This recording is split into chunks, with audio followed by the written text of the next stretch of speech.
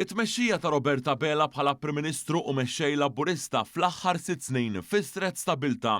Dan intqal mill-eks Prim Ministri u eks mexxija tal-Partit Laburista Joseph Muscat u Alfred Sant f'kummenti ma' One News felu is-sitt anniversarju mit-tmexxija tal-Prim Ministru Roberta Bela. Dr. Joseph Muscat qal li fl-aħħar snin ħarġet moċċar id-differenza bejn Gvern Laburista li ħaddan politika ta' inċentiv u Gvern Nazzjonalista li ħaddan politika ta' austerità. Dan hekk kif l-2008 taħt Gvern Nazzjonalista meta kien hemm kriżi finanzjarja ferm iżgħar mill-pandemija, il-familji ġew mitluba jerfu aktar piżijiet fost oħrajn bżidiet fil-kontijiet. Dr. Muscat sostna li bil-kontra seħħ fl-2020 meta faqqet il-pandemija. Meta mbagħad fl-2020 kien hemm avveniment ieħor internazzjonali li hija il-pandemija li fil-verità kienet ferm iktar gravi mill-kriżi finanzjarja tal-2008, għal-familji Maltin u Għawċin jissu ma ġara xejn. Għaliex il-pagi baqgħu l-istess, il-pensjonijiet baqgħu jiżdiedu, il-kontijiet molewx u n-nies qed jirċievu l-flus pratikament biex jibqgħu id-dar. Intqal li dan seħħ għax kien hemm ħsieb tajjeb politiku mill-Gvern tal-Prim Ministru Roberta Bela u anke minħabba li kien hemm il-flus fil-Kaxxa ta' Malta.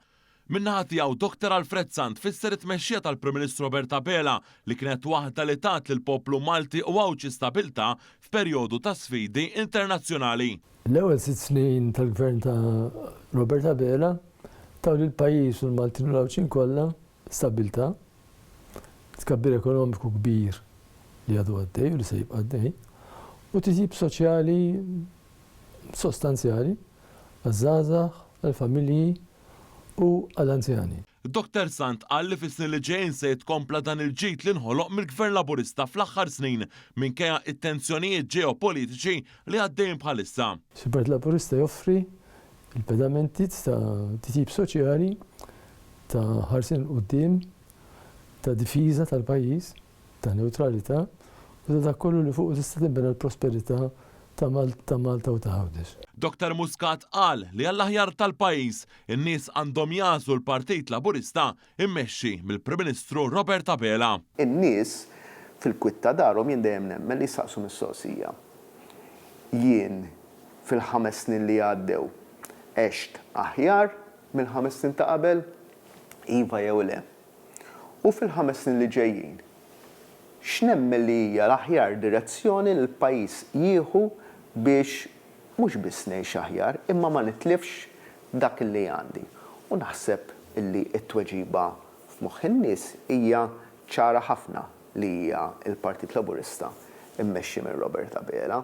L-eks mexxija Laburisti kellhom dan l-appell sabiex il-ġimgħa filgħaxija kulħadd jingħaqad mal-Partit Laburista fil-Cottonera Sports Complex f'ċelebrazzjoni tal-kisbiet tas-6 snin ta' tmexxija tal-Prim Ministru Roberta Bela. Ningħaqdu f'sens li nkunu nistgħu ta' bilħaq nagħtu fiduċja lil Maltin u Għawċin kollha f'dak li għamilna Maltin u Għawċin. Imma attività bħal ta' nhar il-ġimgħa hija importanti biex ikun hemm ringrazzjament u impetu għax-xhur li ġejjin, li ħajkunu xhur importanti qegħdin fl-aħħar fażi tal-leġislatura, ta' din il-leġislatura li wieħed jagħti l-impetu lill-Gvern biex ikompli jaħdem u l-Prim Ministru biex ikompli imexxi.